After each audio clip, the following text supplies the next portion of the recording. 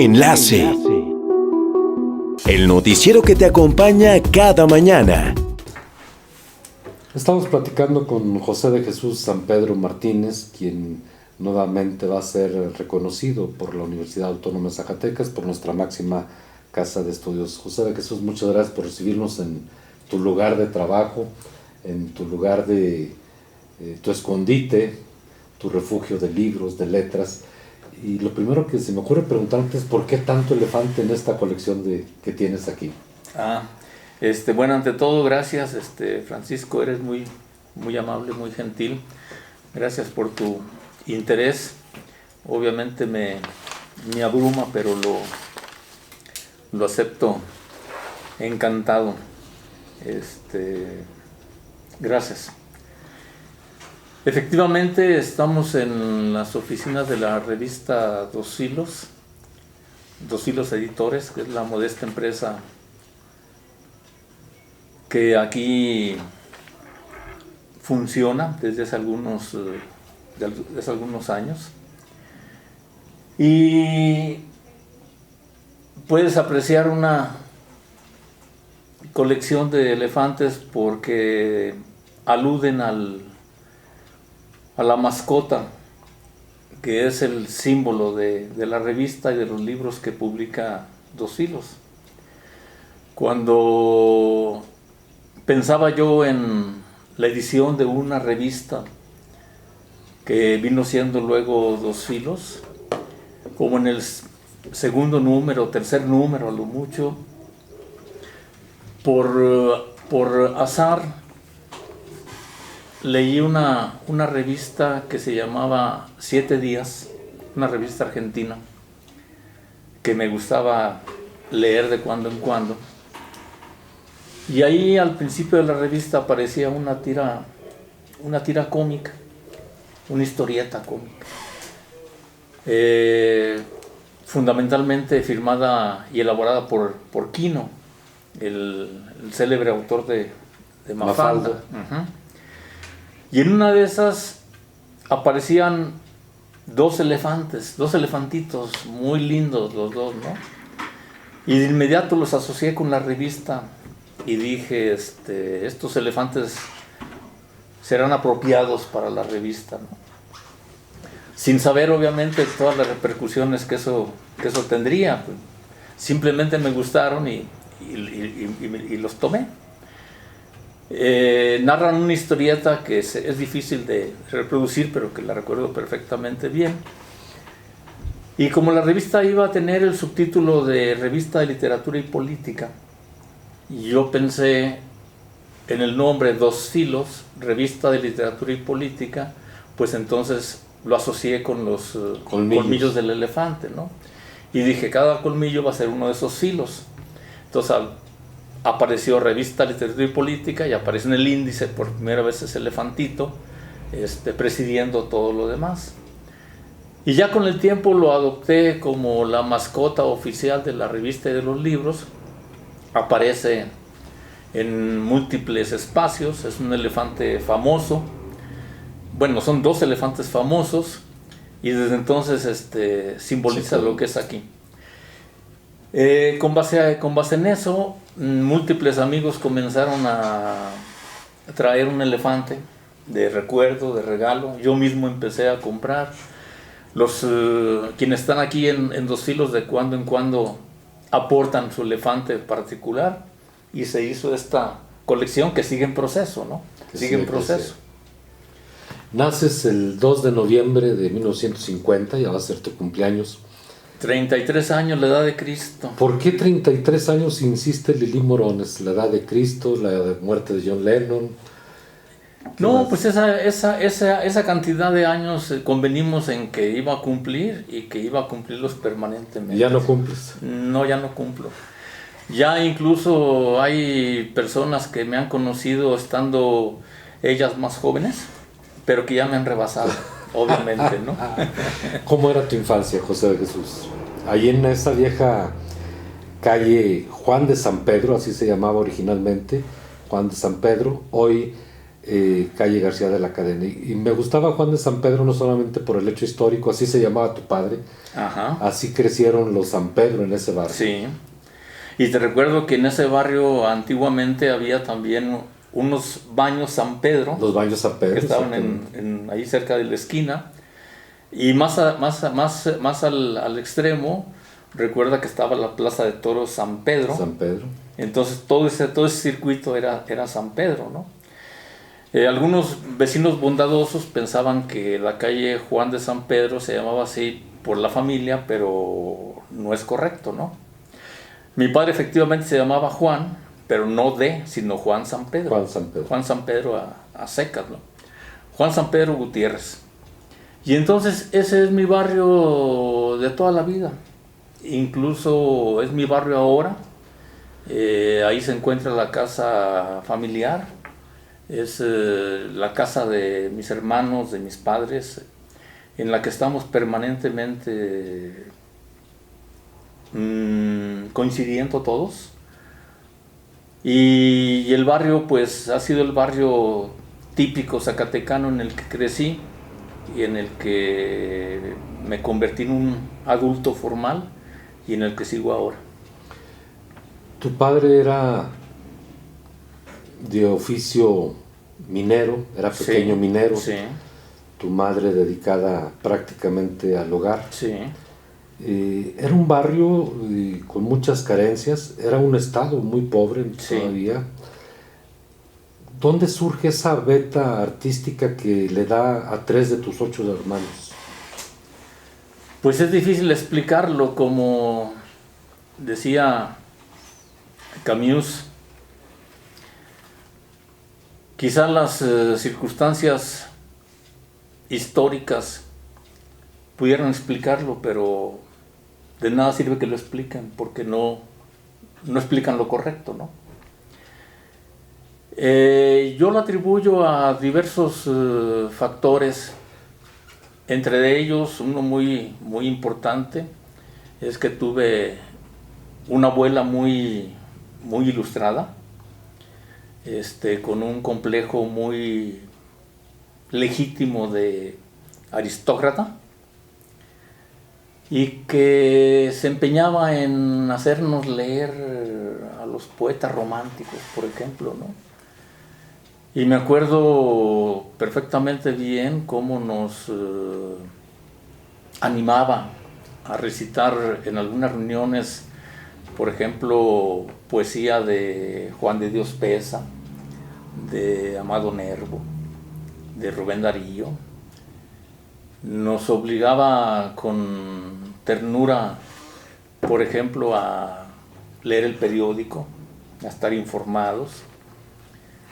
Mi padre era un lector asiduo, por ejemplo, a los libros de selecciones, que incluían compendios de novelas famosas. Gracias a él, por ejemplo, leía a Dickens. Dickens, sí, digamos condensado, pero lo leí. Estudié en el Colegio Margil, que por cierto está ahí a unos cuantos metros de la casa familiar. Y en el Colegio Margil de aquella época pues era una maravilla. Y tuve la suerte de tener profesores preocupados por cierto nivel de lectura, de comprensión de lectura. Entonces crecí en un ambiente favorable para todo esto, ¿no? Y de pronto me descubrí pues ensayando simulacros de poemas, que no eran más que copia de lo que había leído, fundamentalmente y en primerísimo lugar de Rubén Darío, a quien siempre le agradezco tanto y tanto conocimiento directo e indirecto, y las famosas rimas de Gustavo Adolfo Bécquer, de las que no puedes escapar si eres un buen adolescente, ¿no? Ellos influyen en tu vida, estamos hablando del 63, 64, para escribir tus primeros poemas. Sí. Bueno, un tanto más tarde, 66, sí, 66 por ahí. Pero en esta parte, explícame algo. Por lo menos tu madre y por lo menos Ramón, Ajá. no conozco bien la parte histórica que te voy a preguntar de tu familia, pero era gente muy apegada a la iglesia. Sí. Y de pronto José de Jesús San Pedro aparece como comunista. La Liga de Comunidades o comunista. Digo que no está mal, era la época, era el entorno. ¿Esto qué tanto influyó, positiva o negativamente, para esas primeras letras que nos regalas en el 66, 67? No, eso vendría posteriormente, muy posteriormente, ¿no? Aunque ya tenía yo ciertas inquietudes, digamos, llamémosla en términos generales de carácter social. Cuando yo salgo del Colegio Margil, entre paréntesis, salí del Colegio Margil porque ya no podía estar más ahí. Quiero decir que ingresé en el Colegio Margil, imagínate, en preprimaria, y permanecí en el colegio hasta la secundaria. No continué porque no había preparatoria. Para seguir con la preparatoria bajo el esquema lasallista, hubiera tenido que irme a alguna otra ciudad. Siempre pienso qué hubiera ocurrido si me hubiera ido a otra ciudad, pero elimino rápido la especulación, ¿no? O él hubiera. Sí. Y entonces en cuanto salgo del Colegio Margil, ingreso a la preparatoria del entonces Instituto de Ciencias Autónomo de Zacatecas, en el 66-67. Cuando ingreso a la Escuela de Economía posteriormente, eso ocurriría en el 68, me toca la conversión del instituto en universidad, entre paréntesis. En esa época es cuando comienzo a explorar cierto tipo de escritura, de una poesía, como te digo, muy influenciado por mis lecturas, pero muy influenciado por mis lecturas. Todavía tengo ahí algunos cuadernos que me gusta de cuando en cuando releer,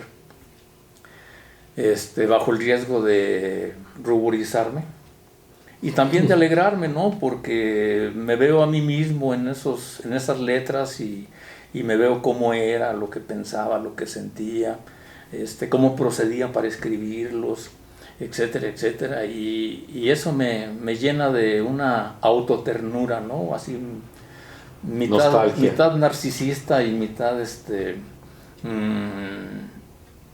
familiar.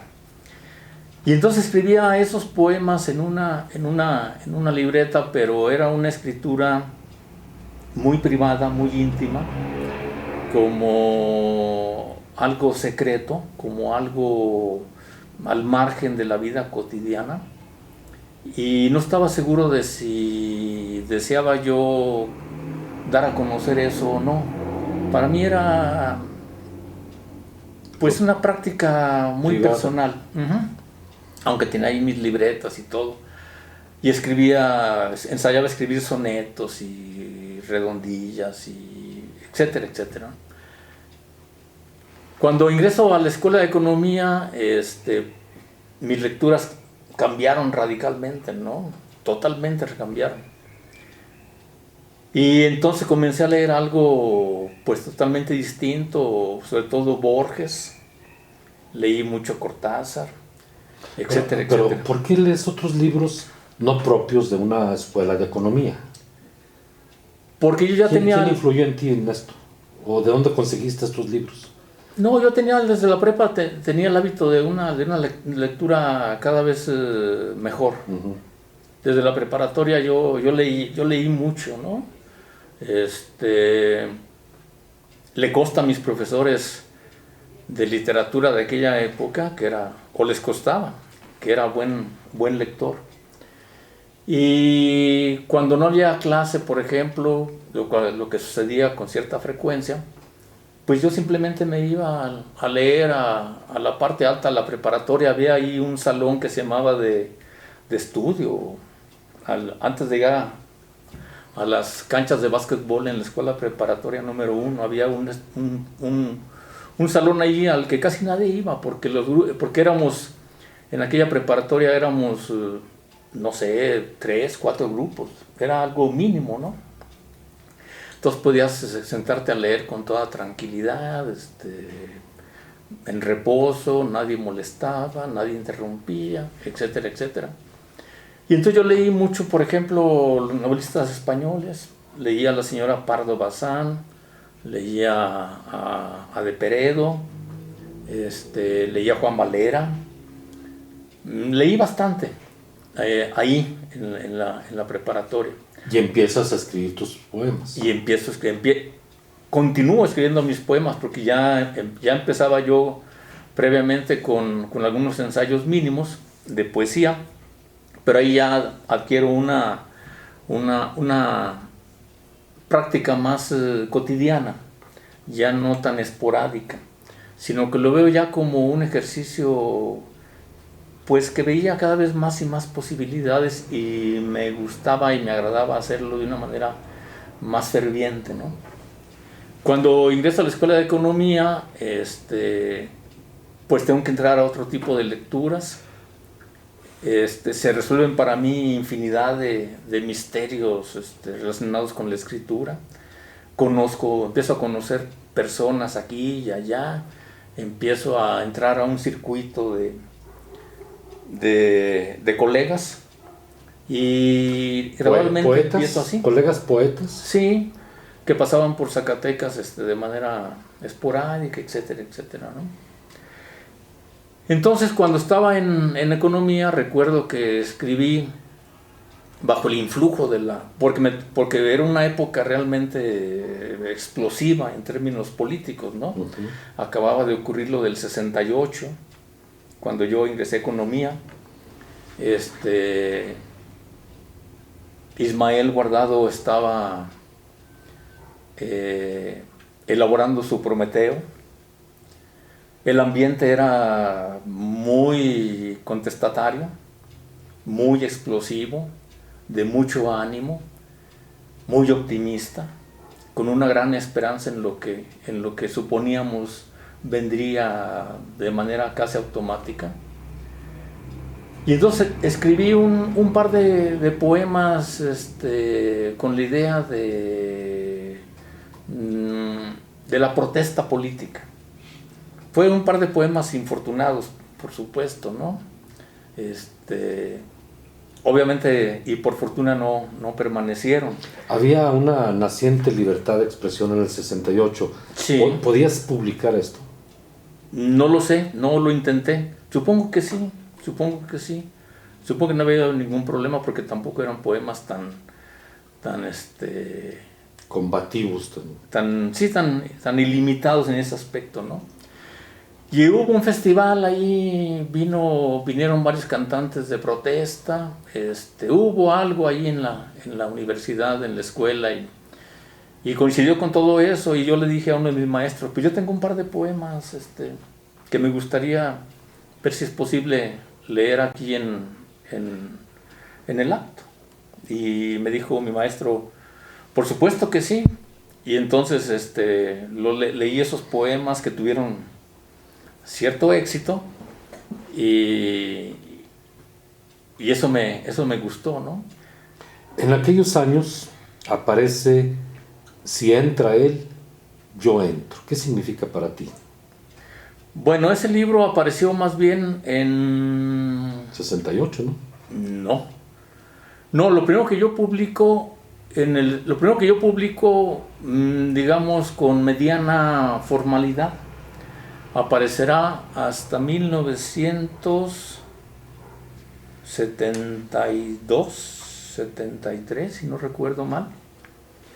Y es un libro colectivo, porque yo me convertí en colaborador de una revista que era en esa época muy famosa, que se llamaba Punto de Partida. Es una revista de las más famosas y históricas que ha publicado la UNAM. Era una revista destinada a los jóvenes de la época. jóvenes con aspiraciones de escritor. Y la dirigía en la época que a mí me correspondió, la maestra Eugenia Revueltas, que para mí fue muy, pero muy importante, fue mi maestra en aquella época.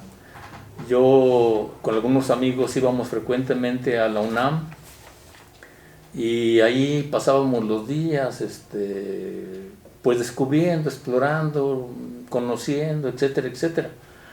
Y la maestra Revueltas me aceptó dentro de la revista Punto de Partida y yo de pronto publicaba mucho ahí, publiqué bastantes cosas ahí. Y ella tenía una colección de libros colectivos. Y uno de esos libros colectivos me habló, o un día que fui, o no recuerdo las circunstancias, me informó que estaba pensando en publicar un libro colectivo y que iba a estar yo incluido. Entonces se lo agradecí muchísimo. Y efectivamente el libro apareció y mis compañeros de ruta son Evodio Escalante, José Joaquín Blanco y el dramaturgo ahora muy exitoso Luis de Tavira y yo. Los cuatro conformábamos un libro que fue lo primero que yo publiqué, ¿no? Que se llama Crónicas de Viaje. Entonces, ¿es el inicio de José de Jesús San Pedro? Así es. Con este libro. Así es. Y son poemas que están en ese libro, muy al estilo de Octavio Paz, muy al estilo de José Carlos Becerra, de las lecturas que yo en aquella época tenía, ¿no? Pero ya era muy distinto a lo que venía yo escribiendo anteriormente. ¿No has pensado en recuperar aquellos poemas, aquellas vivencias, aquellas experiencias del 66, 67 para acá? Sí, no, más para allá no, porque en realidad eran simulacros de poemas que tienen su valor estrictamente personal, ¿no? Quizá haya alguno que ¿O de cuándo rescatarías? Yo rescataría, bueno, lo estoy planeando ahora, ya que lo preguntas, lo estoy planeando. Lo que ocurre es que soy moroso para eso, porque soy demasiado perfeccionista y ritualista y neurótico y etcétera, americanista, ¿no? Y entonces sí rescataría algunos, sí pienso rescatar por lo menos un par de poemas de aquella época. Tengo la propuesta de publicar, digamos, una poesía reunida que estoy hace algún tiempo preparando, pero que me ha costado obviamente un esfuerzo adicional, porque es más difícil en ocasiones reescribir que escribir, ¿no? Pero sí pienso recuperar todo eso, y yo creo que si el tiempo me alcanza en un tiempo perentorio, voy a tener eso preparado. André Breton, ¿qué significa para ti? Bueno, el nombre de Breton está asociado a lo mejor de mi vida intelectual, indudablemente. Yo lo leí en un momento decisivo, que no lo voy a olvidar jamás. Yo leí a Breton por accidente en 1967, cuando cumplía yo entre los 16 y los 17 años. Leí unas cuantas páginas de un libro de él que se llama Nadia, que es una maravilla, una verdadera maravilla, pero era nada más unas páginas en una revista. Luego en México Joaquín Mortiz publicó Nadia, publicó El amor loco, publicó Los vasos comunicantes. Obviamente eso ya lo leí después, ¿no? Pero en cuanto descubrí de qué se trataba, pues me quedé, puede decirse que conmovido y arrobado, ¿no? No he leído a nadie más nunca que me haya generado esa sensación de certidumbre, de certeza, de verdad explícita, ¿no? Dice Borges que quizá el filósofo Schopenhauer descifró el universo. Y yo me permitiría modificar levemente esa afirmación y diría que Breton descifró casi el universo, ¿no? Si se le lee bien y se le lee atentamente y se escucha esa voz, digamos, oculta, subterránea que tiene, pues lo vas a entender de inmediato, ¿no? Alguien que postula que solamente lo maravilloso es maravilloso, que solamente lo bello es maravilloso, que solamente y únicamente lo maravilloso es bello, y que hay que propiciar el encuentro de eso maravilloso, pues te abre infinitas puertas, ¿no? En cuanto leí a Breton, mi escritura pues cambió 100%. Ya no volví a escribir como antes, ¿no? Hay un parteaguas. Por supuesto que sí, por supuesto que sí. André Breton es en la música, es en las letras, el parteaguas de José de Jesús San Pedro. Y en la música, te escucho mucho hablar, por ejemplo, del cuarteto de Liverpool, pero te veo más inclinado a las letras de Bob Dylan, por ejemplo, Sí. o de James Brown. Sí.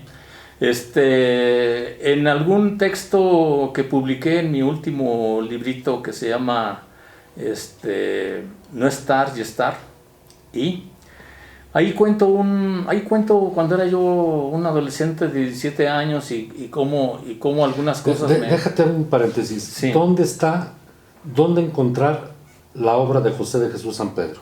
Esa es buena pregunta. Dispersa por el momento y lamentablemente, pero confío que en un futuro cercano todo eso que he escrito pueda reunirlo yo en 2, 3, 4 libros que planeo, nada más, ¿no? Nada más. Porque sí trazan, creo que ahora que los veo a distancia, trazan un momento y trazan las circunstancias de una persona, ¿no? Desde que escribe hasta que es consciente de que está escribiendo, que son momentos muy distintos. Urge rescatar la obra de José de Jesús San Pedro. Lo sé, yo soy el primero en aceptarlo. Soy, como te digo, muy detallista al momento de escribir. No es fácil que yo concluya un poema de buen aliento, no es fácil que esté totalmente satisfecho con lo que escribo. Y de pronto descubrí que me interesaba más, por ejemplo, reescribir que escribir. Es un fenómeno raro, pero al reescribir me siento doblemente en plenitud que al momento de escribir.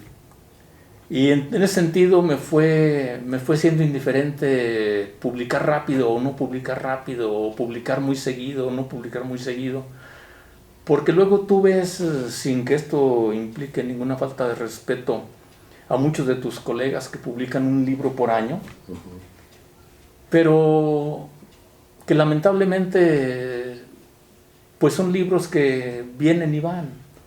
Es decir, yo creo que hay momentos para publicar, y sobre todo para hacerlo con una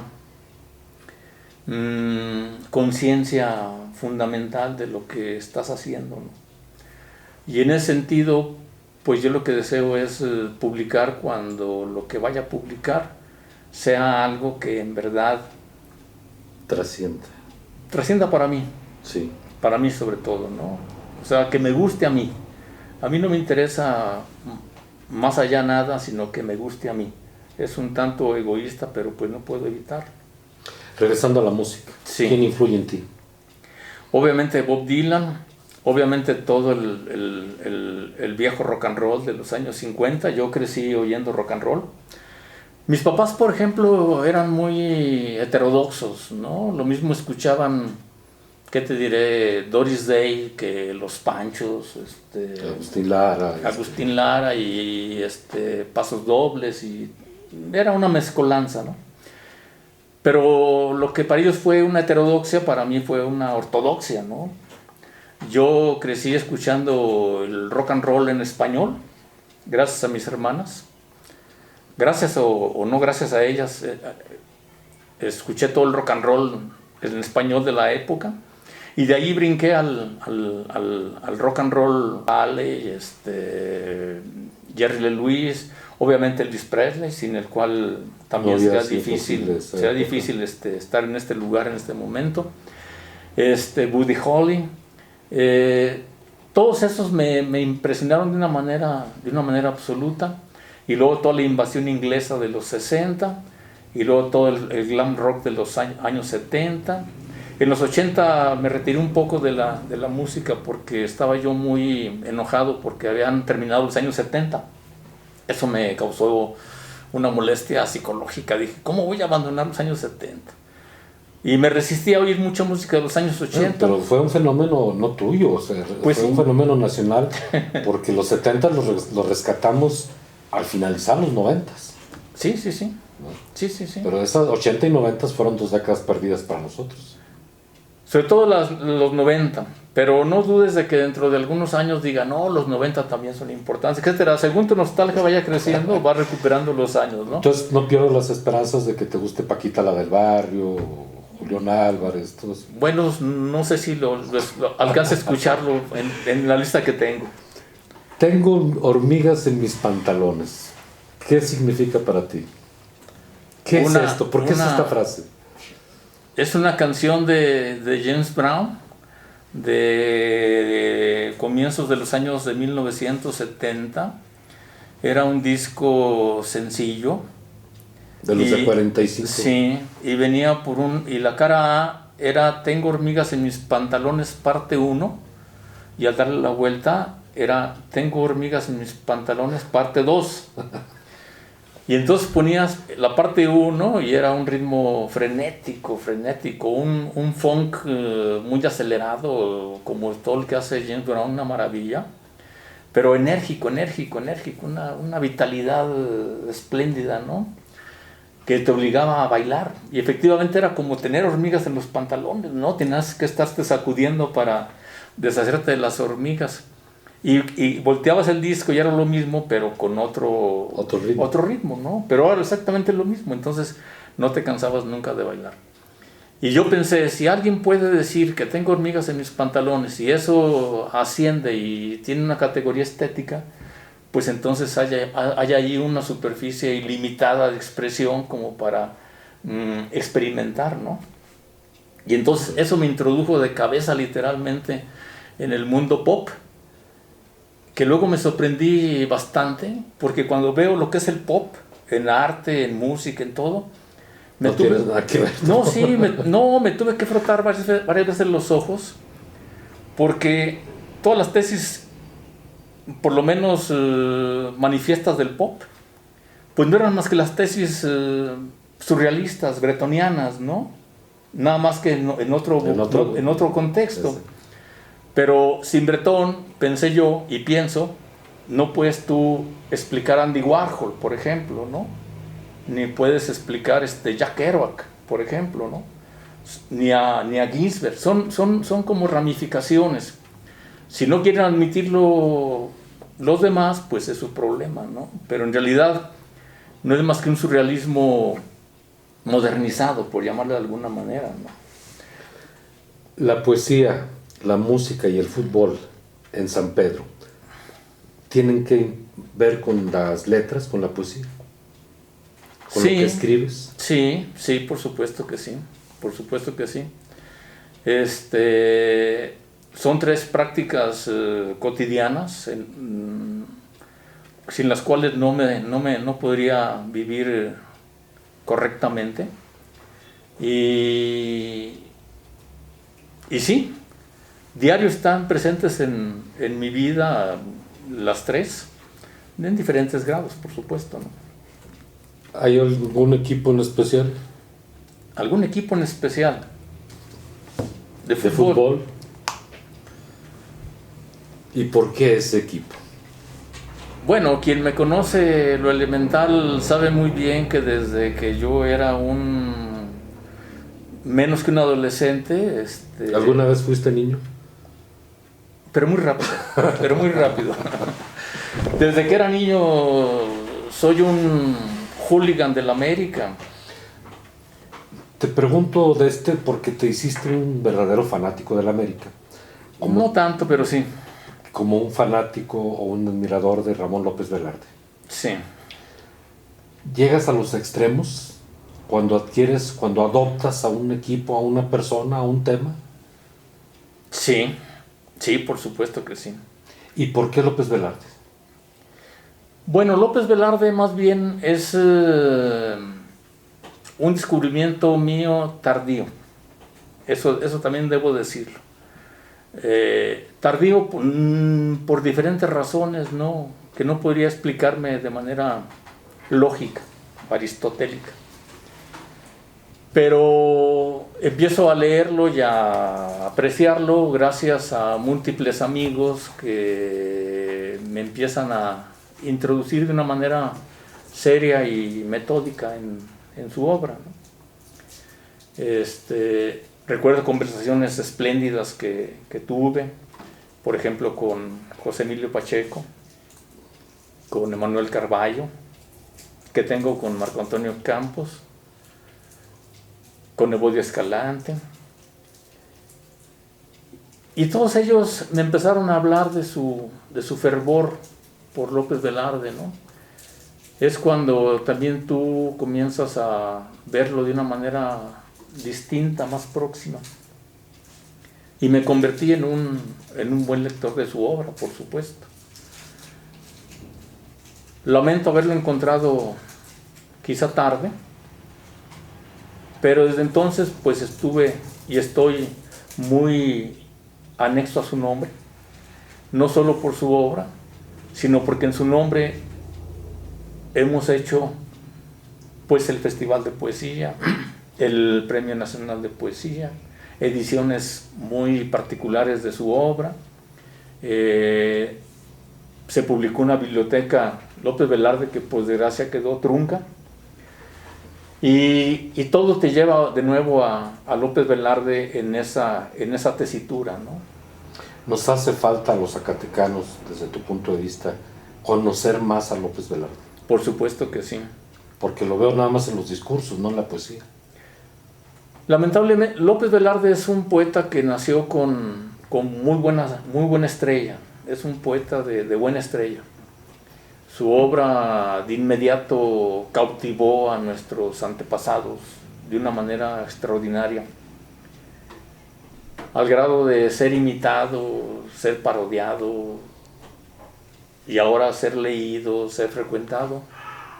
Simple y sencillamente ahora en diciembre presentaremos un libro de un poeta jalisciense que se llama Ernesto Lumbreras, que acaba de publicar un libro con el título de El Acueducto Infinito, que es una reconstrucción de la vida de López Velarde muy pormenorizada, muy cotidiana, muy interesante, por cierto. Entonces, propicia ese tipo de entusiasmos y de intereses, pero también es un poeta con mala estrella en el sentido de que en cierto momento se le vulgarizó, se le banalizó, se le utilizó de una manera grosera, se le utilizó como pasto de malos discursos, como pasto de malos pretextos, de citas citables que no se entienden o se entienden mal. Y entonces eso hace que algunos lectores pues lo rehuyan, sobre todo en cierto momento de la vida, ¿no? Que desconfíen un tanto de aquello que escuchan mal utilizado. Entonces es necesario recomenzar, y más ahora que en el 21 estaremos celebrando su centenario, en el sentido de que pues debe ser más accesible para un público, sobre todo a una edad determinada, ¿no? Como la poesía misma, ¿no? Que necesita ser más accesible. Así es. Y entonces se necesita una promoción inteligente, tanto de edición como de difusión de la poesía de los poetas. Es lo que hacemos con el Festival Internacional. ¿Cuántos años tiene ya el festival? El festival comenzó como Festival Nacional en 1982. La universidad tuvo la generosidad de aceptar la idea de algunos amigos y yo de crear un festival y crear un premio de poesía nacional también. Y desde entonces que comenzó a organizarse, pues la universidad me ha refrendado la confianza en continuar haciéndolo. Y aparte, pues la tosudez de los que estamos interesados en que esto continúe, pues abogamos porque no se termine esa tradición, no se concluya, y en las buenas y en las malas pueda continuar la ciudad recibiendo a X número de poetas y de crear lectores de poesía, ¿no? Yo creo que a la larga eso es correcto. Zacatecas debe ser la sede natural de un gran festival internacional de poesía, simple y sencillamente por la memoria de López Velarde, simplemente por eso, Francisco. Yo le digo a quienes están involucrados que simple y sencillamente por ese motivo estamos obligados a preservar un festival de este tipo. Eso en la parte histórica, relacionándola con los tiempos modernos. Sí. Estoy de acuerdo en preservar tanto la memoria como el impulso a la poesía. Pero me obliga también a preguntarte, ¿vienen poetas nuevos? Sí, por supuesto. Siempre vienen poetas nuevos. Siempre vienen poetas nuevos. Todos los poetas, me atrevo a decir, de cierto valor en la poesía mexicana han estado en Zacatecas y han estado en ese festival, ¿no? Y propios de Zacatecas. Y propios de Zacatecas, por supuesto que sí. Todos los poetas significativos zacatecanos, todos sin excepción, han leído en el festival de poesía, ¿no? ¿Qué nos falta entonces para que esto se logre masificar? Falta la voluntad institucional. Sin la voluntad institucional todo lo demás es difícil.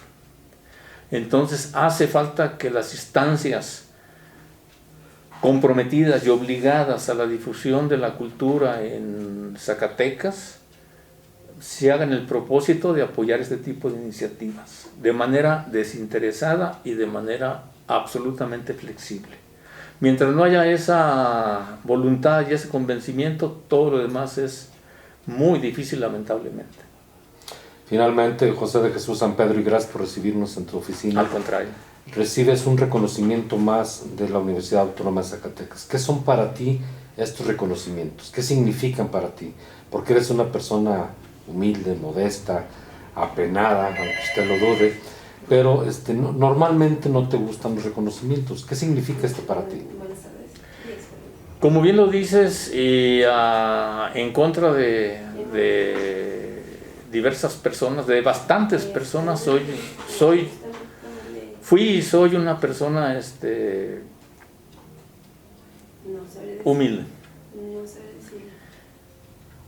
Este tipo de reconocimientos me abruma y al mismo tiempo me estimula. Cuando me informaron de la iniciativa, mi primera reacción fue la de buscar algún argumento para quizás deslizarme, ¿no? Pero bueno, es un grupo de amigos, es una institución, es una historia, y lo acepto porque no es nada más un reconocimiento que se limita a mi persona, sino que es un reconocimiento, yo digo simbólicamente, a cientos de personas que han contribuido a que esto sea algo real en este momento, y se me da un reconocimiento por mi labor docente que sí disfruté en su momento, y por el festival y por el premio de poesía que he tenido la suerte de encontrar en mi camino y que he intentado preservar contra todo tipo de obstáculos hasta este momento. Y refuerza mi compromiso en seguirlo haciendo hasta donde sea posible y hasta donde las circunstancias sean las correctas, ¿no? Entonces, en ese sentido, pues lo agradezco en mismos términos de humildad. Me abruman, pero pues estoy dispuesto a soportar el trance. Muy bien. Con la promesa de que ya no vas a cantar, ¿verdad? No. Bueno, no ¿Aquel canté. blues? O digo, No canté, ¿cómo se dice? Interpreté un blues de alto nivel. que nadie me entendió y por eso nos fuimos, ¿verdad? ¿O por qué No nos sé. salimos? Porque ya era hora de ir a otra ceremonia. ¿Te gusta el blues? ¿Está Sí. relacionado con todo esto? Sí, cómo no, por supuesto que sí.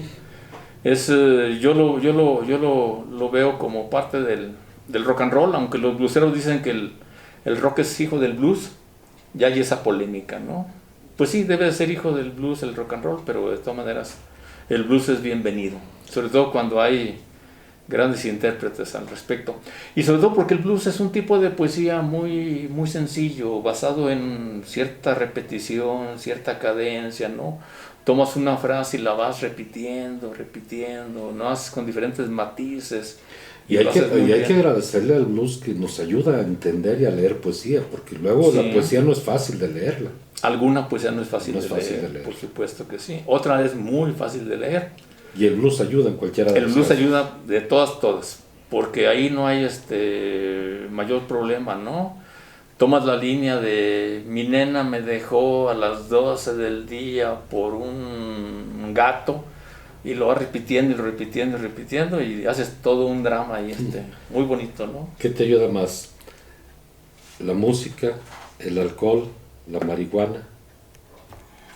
No se Porque puede todo junto. Es que en una época de la vida estuvo relacionado todo esto con la poesía. Pues no son más que leyendas urbanas, muchas de ellas. Ujú. Por supuesto que hay una relación íntima y directa, por supuesto.